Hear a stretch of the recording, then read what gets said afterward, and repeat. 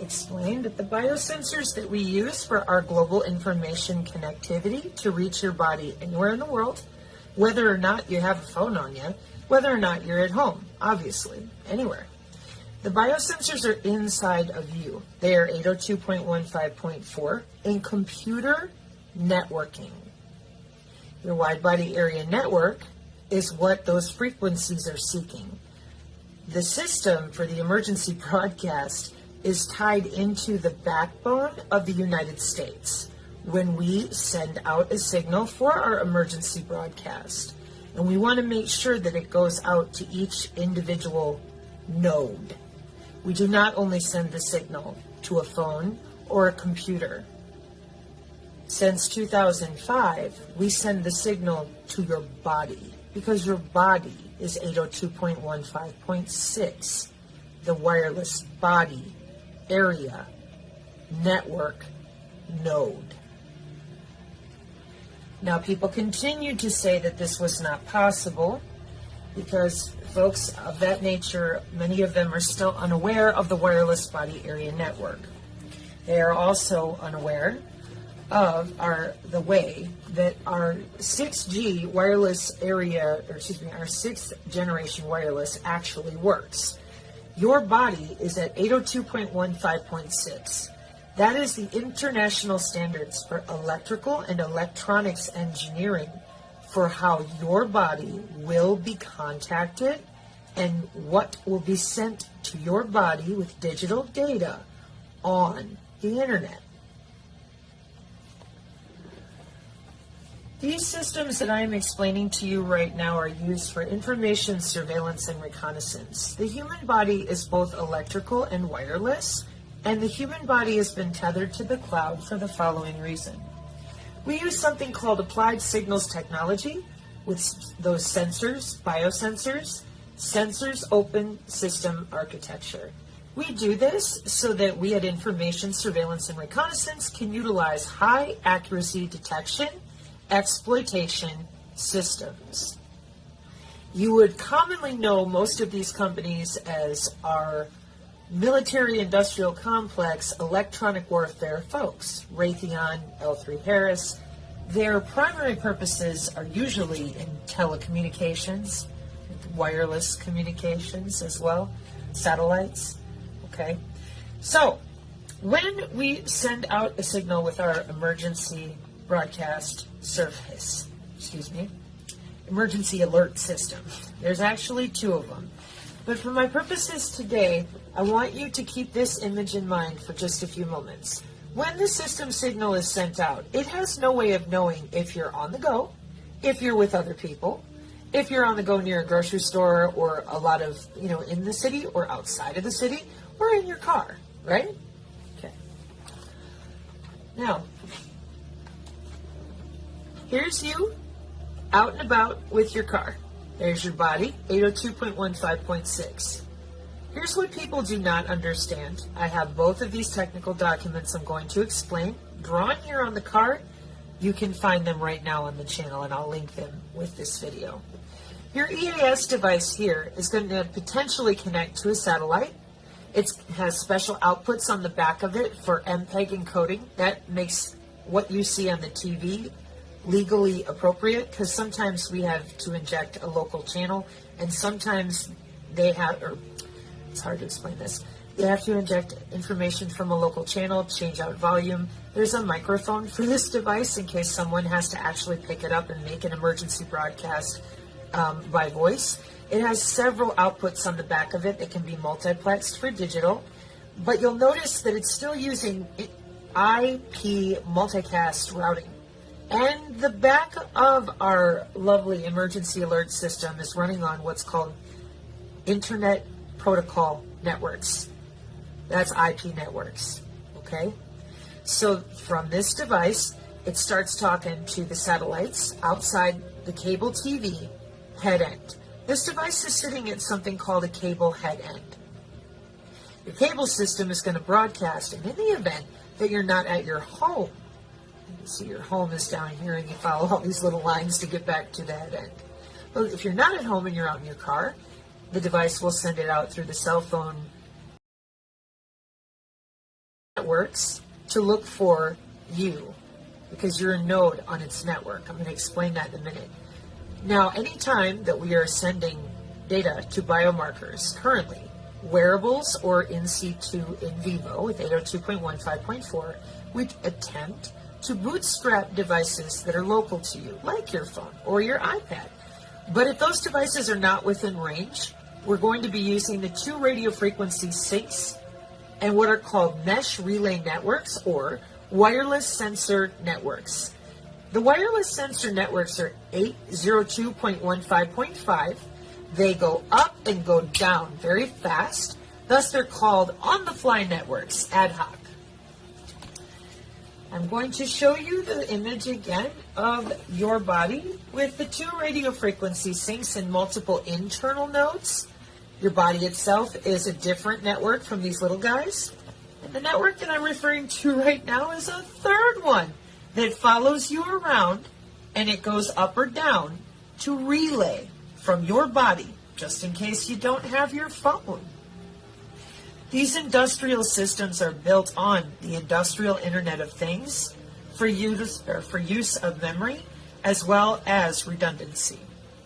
Now, I'm going to turn the card around. This is the heavy technical data for those of you that are in the industries, okay? And then I will finish up for the folks that are not necessarily in the industry, pardon me. So in our emergency alert system, what has happened is software-defined networking. A lot of people don't seem to be aware of it. It happened back in 2013. And when it did, it changed things. Like network function virtualization is the replacement of network appliance hardware with virtual machines. Computer networking changed in 2013 for the first time in a long time. Software-defined networking, virtual machines or network function virtualization instead of network hardware purchases that would need to be made. So with this came the challenge of the remoting of our physical OSI layer, and for that we have developed a new system that can switch by converged interconnect networks, can switch between layer 2, which only has the MAC and no IP address, or layer 3, which can then go out to routed protocols. It uses a distributed access architecture for its converged cable access platform cores. And this right here is going to be a component of your CMTS, which is this black box running all your cable modems to your house with the drop. And then you have multiple houses that go out with you to an optical node, up to the fiber loop, back to the encoder. And then it will send out all these different signals as it's making sure that it can reach the web, radar, satellite, cell phone towers, whatever it needs to. Because your cable TV head end is where your TV broadcasts, radio broadcasts, all of it comes from. So this is your house, and this is the drop from your cable company. And inside you have your cable modem, your different wireless machines. Maybe you have LAN, maybe you have a set-top box on your TV, whatever it is. But the emergency alert system is in the head end. And she's using an IP networking way to get to the comm controller. Now, the comm controllers are sitting here. We've gone to our remote physical layer or remote MAC ID and physical layer. And then we use the mesh networks to make them talk with something called spine leaf architecture to avoid the problems we've had with spanning tree, and redundancy. This allows the comm controllers to use the converged interconnect network in the event that it has to change one of these nodes to an edge flare and let it move around more. I am attempting to oversimplify. My point with all of this is telling people that when we send a signal that was designed to reach anyone, anywhere, at any time, and if you put your phone in a Faraday cage, it will not reach you, is the same as telling people that we have a network-centric warfare system. We have a global information grid system, which is industrial. But if you take your wearable off, if you go off-grid by taking your wearable off or putting your phone in a Faraday cage, we cannot find you.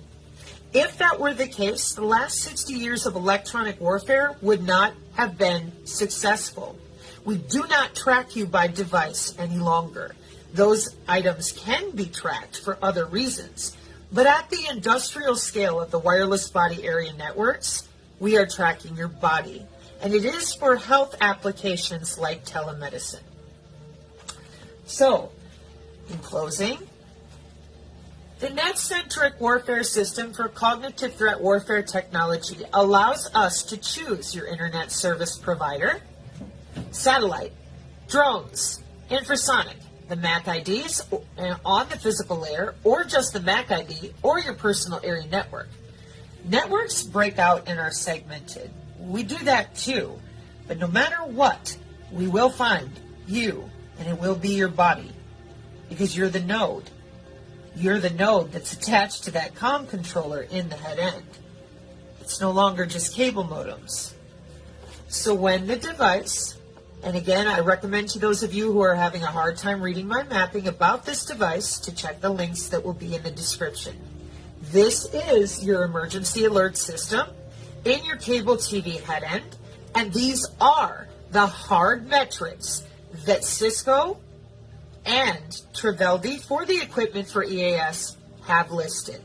And I know from my own personal experience of having to deal with a Cisco 7200, and on this one, yeah, she's down here.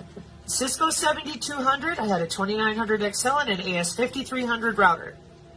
And that box, when it goes into any of those ports, I have to and had to configure that router specifically to be able to properly send the signal from the emergency alert services, because that's what a CMTS is. Well, the 7200, sorry, the other ones are smaller. But the bottom line is still the same. You're routing over internet protocol traffic, unless you're only routing at the logic link layer, and even then you're still using the body area network and the mesh relays to do it. We also route open shortest path first. If your phone is on and we can bootstrap it, great. But if it's not, we don't need your phone, and we're not going to. I also wish to point out at this time that this echoes cybersecurity from 2022 for 6G personal area networks, in which we use the same types of dynamics with the mesh relay and the convergence technology. Let me double check that phrase again, converged interconnect network, because we also have to have the ability to create an ad hoc vehicular network versus mesh networking only, with machine-to-machine encryption for our autonomous weapon systems with lethal autonomous drones that will then hunt you by the same wireless body area network in the same way, because it's net-centric warfare. So it had to have a way that no matter where you lived and no matter where you connected, we could still hit you on the physical layer and route details with and for you for your telehealth, for the metaverse, for your smart city, and of course for the smart grid applications of your 15-minute city. So thank you for your time out there, and I hope this helps clear up any further metric discussions about the potential reach of our net-centric warfare and how we also utilize the new functions of Cisco's interconnected systems with our spine leaf instead of spanning tree types of routing, so that we can make sure no matter where you go, we are able to connect. And again, converged cable access platforms are letting your internet service providers build out their data centers differently. And it's called distributed access architecture for converged interconnect networks with Cisco. Network function visualization, software-defined networking.